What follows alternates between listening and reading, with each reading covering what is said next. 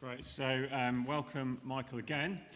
Michael's going to be preaching for us later. Michael is the director of UFM, who support Alex Weston. But just tell us a bit more about how you have ended up in this role, about your background and what's God been doing in your life up to this point.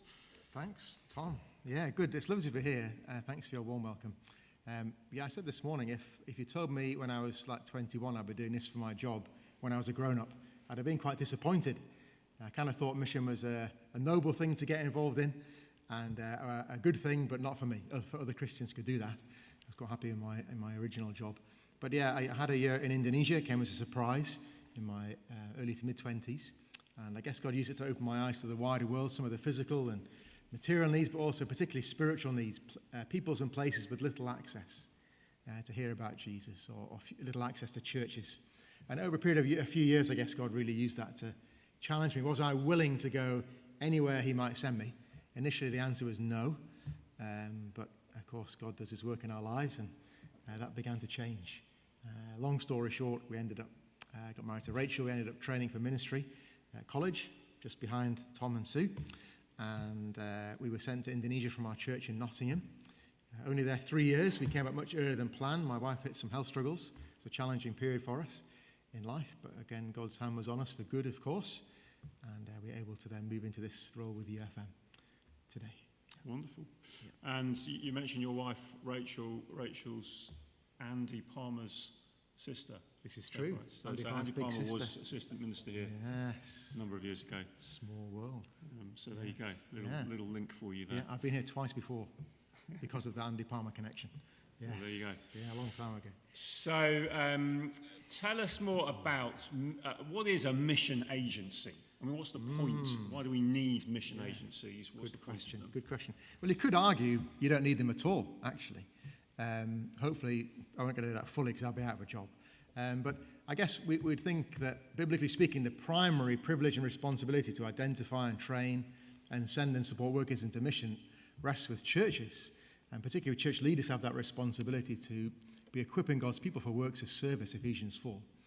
And so we really want, in agencies like ourselves and others too, to encourage churches in the sending responsibility and privilege you have. I guess we have agencies to draw alongside churches to help them in that task, to provide more capacity for that really important responsibility, perhaps some expertise in areas where churches have maybe got a smaller group of people.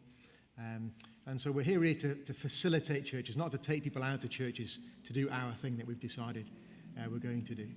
And I think it's really important, therefore, so all the staff team and UFM, other agencies too, I'm sure, really encourage them to be involved in their churches. UFM is not here to kind of do our thing. Hope churches can support us. We're here to flip that on its head and say, how can we help you as a church to send and support people well, so people are sustained in the ministry God's called them to be involved in. And this morning as well, you were asked about what does somebody do if they were thinking themselves, maybe I could go overseas, maybe short term, longer term. What kind of things should somebody be thinking about in that situation? Yeah, good. Yeah. I mean, if you are feeling God's moving your heart for a people or a place, whether that's nearby somewhere or around the world, don't ignore that. It's the first thing I'd say. Throughout the Bible, you see this language of God moving the heart, and we've got to be sometimes careful that we don't just jump quickly on our own, decide this is definitely what I should do, and we kind of announce it to our Christian friends and our church later. But if God is moving your heart, well, take that to the people in your church and say, what do you make of this?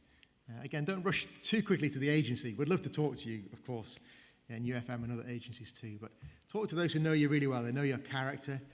They know your gifting from the Lord. They know your strengths and the weaknesses you're grappling with in life. And say, look, what do you think? I'm sure that the guys here would be delighted to talk that through with you in more detail. Think, how can you grow in the gifts you've been given in the life of the local church here?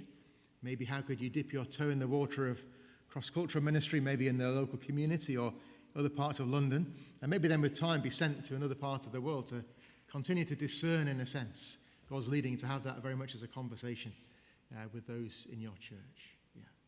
Wonderful. Well, if you've got other questions, then you can ask Michael later before he has to head back down the M4. Down the M4, yeah.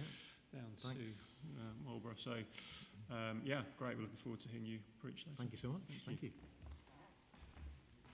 And yeah, we're going to watch a video, actually, So this is a video of not Alex Weston in Bordeaux, but another mission partner who's partnering with UFM, and they're in a different city in France that you might have heard of called Paris.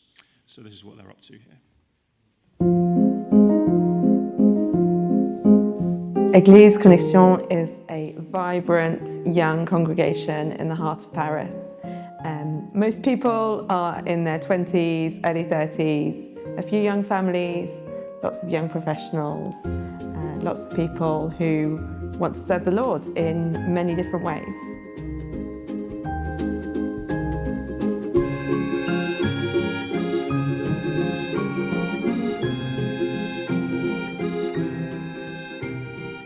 I'm Michael Prest.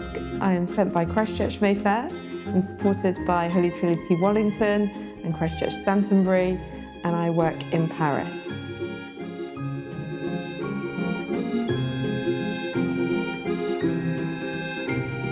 When I came here 18 years ago, I'd grown up studying French at school, loving the culture, but never living here really knowing it from the inside. And so I feel now so much more equipped to reach the French than I did 18 years ago, because I'm inside the culture now, rather than really being an outsider. Day-to-day life for me looks like meeting up with a lot of women and also training young women in Bible handling, training interns in the church. Bonjour, je m'appelle Marjolaine, j'ai 32 ans et je vais à l'église Connexion à Paris. Et je suis stagiaire à l'église Connexion depuis septembre 2023, donc ça fait un peu plus d'un an. En tant que chrétienne, depuis que Dieu m'a parlé sur le fait que, en fait, être chrétienne, c'était vivre entièrement pour lui, pas juste aller à l'église le dimanche, mais vraiment que toute ma vie soit pour sa gloire, pour le servir. J'ai commencé à le servir de plus en plus à l'église. It's such a privilege to meet with young women regularly, women who are thinking through what it looks like to serve Jesus in their everyday life. To go from the fringes of church life, in many cases, right to the centre of church life, because as they see the Lord Jesus in scriptures, they learn to serve as he served us.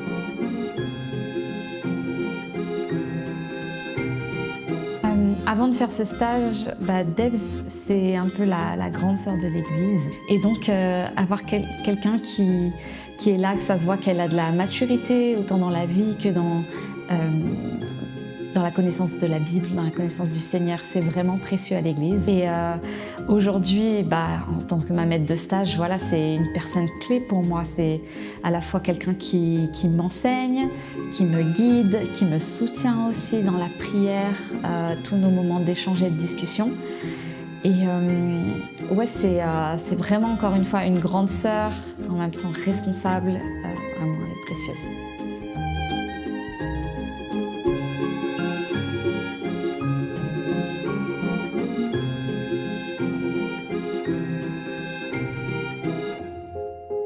We press on in ministry because Jesus is worth it, because eternity is before us. He stands before us, and we press on in the strength that he gives us. We keep on running the race towards him. We keep on going because he's worth it.